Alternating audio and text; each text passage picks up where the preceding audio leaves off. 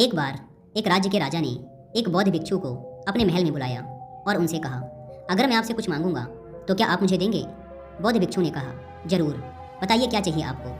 राजा ने कहा, क्या आप मुझे अपना ये भिक्षा पात्र दे सकते हैं? बौद्ध भिक्षु ने बिना कोई प्रश्न किए अपना भिक्षा पात्र राजा के हाथों में दे दिया। उनके कपड़ों के अलावा ये भिक्षा पात्र ही उन बौद्ध भिक्षुक के पास एकमात्र सांसारिक वस्तु थी जिसे उन्होंने बिना कुछ सोचे राजा को दे दिया था।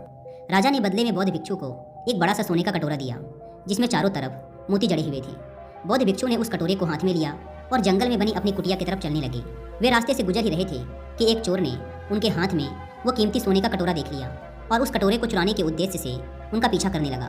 बौद्ध भिक्षु ने महसूस कर लिया था कि एक चोर उनका पीछा कर रहा है। उन्होंने सोचा कि इस सोने के कटोरे की वजह से वह चोर उनकी मानसिक शांति को खराब करेगा।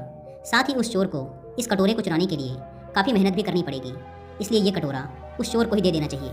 जब वे बौद्ध भिक्षु अपनी कुटिया के द्वार पे पहुंचे तो उन्होंने उस कटोरे को कुटिया के बाहर ही फेंक दिया और चुपचाप कुटिया के अंदर चले गए।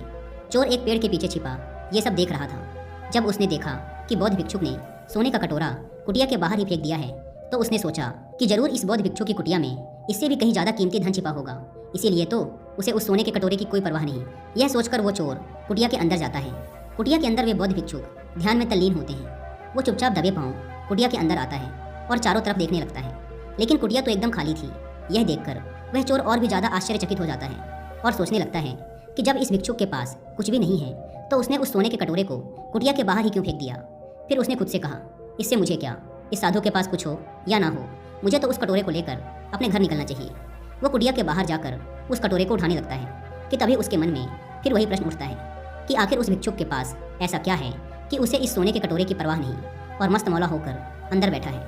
उसके अंदर इस प्रश्न का उत्तर जानने की जिज्ञासा बढ़ती जा रही थी, इसलिए वो फिर कुटिया के अंदर जाता है और जाकर बौद्ध भिक्षुक के सामने बैठ जाता है और उनकी आंखें खुलने का इंतजार करने लगता है। थोड़ी देर बाद वो बौद्ध भिक्षु अपनी आंखें खोलते हैं और उस चोर को अपने सामने बैठा देखते हैं। वो उस चोर को देखकर मुस्कुराते हैं और कहते हैं, तो तुम आ गए?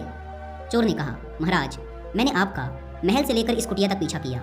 मैं बस आपसे ये जानना चाहता हूँ कि आपने उस सोने के कटोरे को कुटिया के बाहर ही क्यों फेंक दिया? आखिर आपके पास ऐसा कौन सा धन है जो उस हीरे से जड़े सोने के कटोरे से भी ज़्यादा कीमती है? यह सुन वो बौद्ध भिक्षुक मुस्कुराए और बोले, मेरे दोस्त, मेरे पास एक ऐसा खजाना है जिसे तुम देख नहीं सकते। चोर ने कहा, ऐसा कौन सा खजाना है? बौद्ध भिक्षुक ने कहा, मेरे पास ध्यान का खजाना है जिसके सामने दुनिया की सारी दौलत फीकी है। यह सुन वो चोर उन बौद्ध भिक्षुक के पैर पकड़ लेता है और कहता है, महाराज, हो सके तो मुझे माफ़ कर दें। मैं एक लुटेरा हूँ और मैं यहाँ आपको लूटने आया हूँ, लेकिन आप तो एक संत आदमी निकले। आपसे मुझे इस दुनिया की कोई धन दौलत नहीं चाहिए। क्या आप अपने ध्यान के खजाने से मुझे एक छोटा सा हिस्सा दे सकते हैं ताकि मैं भी आपकी तरह शांति को प्राप्त हो सकूं? यह सुन बौद्ध भिक्षुक ने मुस्कुराते हुए कहा, मेरे दोस्त, अगर तुम चाहो तो तुम भी मेरी तरह ध्यान के उस अनंत खजाने को प्राप्त कर सकते हो। बस इसके लिए तुम्हारे अंदर एक मजबूत संकल्प शक्ति का होना जरूरी है। यह सुन उस चोर ने कहा, महाराज, लेकिन मुझे ध्यान करना नहीं आता। कृपया सबसे पहले आप मुझे ध्यान करना सिखाएं। बौद्ध भिक्षु मुस्कुराए और बोले, मेरे दोस्त, ध्यान करना बहुत आसान है।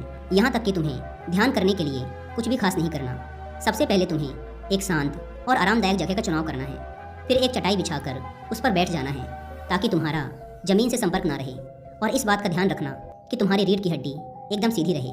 फिर तुम्हें अपनी दोनों हथेली अपने घुटनों पर रखनी है। याद रखना, हथेली ऊपर की तरफ होनी चाहिए। अब तुम्हें अपनी आंखें बंद कर लेनी है और लंबी व गहरी सांसें लेनी है। कोशिश करना कि जब तुम सांसें लो तो तुम्हारा पेट सांसों के साथ ही अंदर और बाहर हो। इससे सांसें लंबी और गहरी होती हैं। इसके बाद धीरे धीरे अपनी सांसों को सामान्य अवस्था में आने दो और हर एक आती जाती सांस पर अपना ध्यान केंद्रित करो। कोशिश करो कि तुम सांस के आने, जाने, रुकने, हर एक अवस्था को महसूस कर सको। एक भी सांस तुम्हारे महसूस किए बिना नहीं गुजरनी चाहिए। केवल आती जाती हुई सांसों पर ही पूरा ध्यान दो। शुरुआत के कुछ दिनों तक तुम्हारा मन बार बार किसी और चीज़ के बारे में सोचने लगेगा, लेकिन जैसे ही तुम्हें याद आए, तुम्हें फिर से अपना ध्यान अपनी सांसों पर केंद्रित करना है। तुम्हें और कुछ नहीं करना, बस पूरी जागरूकता के साथ अपनी आती जाती सांसों पर ध्यान देना है। समय के साथ तुम्हारे सांस लेने की गति धीमी होती चली जाएगी।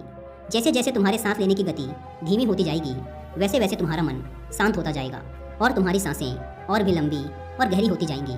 फिर धीरे धीरे एक ऐसा समय भी आएगा जब तुम्हारे मन से सारे विचार ही गायब हो जाएंगे और तुम्हारा मन शांति के महासागर में डूब जाएगा, और यही गहरे ध्यान की अनंत अवस्था है। बौद्ध भिक्षु के बताए तरीके के अनुसार उस चोर ने ध्यान करना शुरू कर दिया। उसने चोरी करना भी छोड़ दिया और धीरे धीरे उसकी ज़िंदगी पूरी तरह से बदल गई। अगर हम अपने चारों तरफ देखें तो हम पाएंगे कि बहुत से लोग हैं जो ध्यान करना चाहते हैं, लेकिन उन्हें ये नहीं पता कि ध्यान करना कैसे है। ध्यान करने के बहुत से तरीके हैं, लेकिन उनमें से जो सबसे आसान और चर्चित तरीका है उसका नाम है आनापाना ध्यान विधि, जो कि विपासना ध्यान विधि का ही एक हिस्सा है, जिसे आज से लगभग 2500 साल पहले खुद गौतम बुद्ध ने इजाद किया था। आप इस ध्यान विधि को करने में एक दिन में महारत हासिल नहीं कर सकते। इसके लिए आपको काफ़ी लंबे समय तक अभ्यास करना पड़ेगा। अगर आप 15 से 20 मिनट तक रोज इस अभ्यास को करते हैं तो कुछ ही हफ्तों में आप अपने अंदर एक अद्भुत बदलाव देखेंगे। इस विधि में कुछ और नहीं करना होता, बस आपको आंखें बंद करके बैठ जाना है और अपना पूरा ध्यान अपनी आती जाती सांसों पर लगाना है। इस विधि में आपकी सांसें आपके मन के लिए एक लगाम की तरह काम करती हैं। जैसे हम एक घोड़े को उसकी लगाम के माध्यम से अपने नियंत्रण में रख सकते हैं, ठीक उसी प्रकार हम अपनी सांसों को नियंत्रित कर अपने मन को भी अपने नियंत्रण में रख सकते हैं। जब हम आती जाती सांसों पर अपना ध्यान केंद्रित करना शुरू कर देते हैं, तब हमारी सांसें गहरी और धीमी होना शुरू हो जाती हैं। और जैसे जैसे हमारी सांसें धीमी और गहरी होती चली जाती हैं, वैसे वैसे हमारे मन से विचारों के उठने की तीव्रता भी कम होती चली जाती है।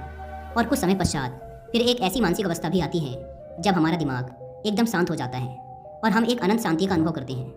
अपनी सांसों पर लगातार ध्यान देने के लंबे अभ्यास के बाद हम अपने आप को अपने शरीर और अपने मन से अलग महसूस करना शुरू कर देते हैं। और यही गहरे ध्यान की अवस्था है, और इसी अवस्था में सारे दुखों का अंत है।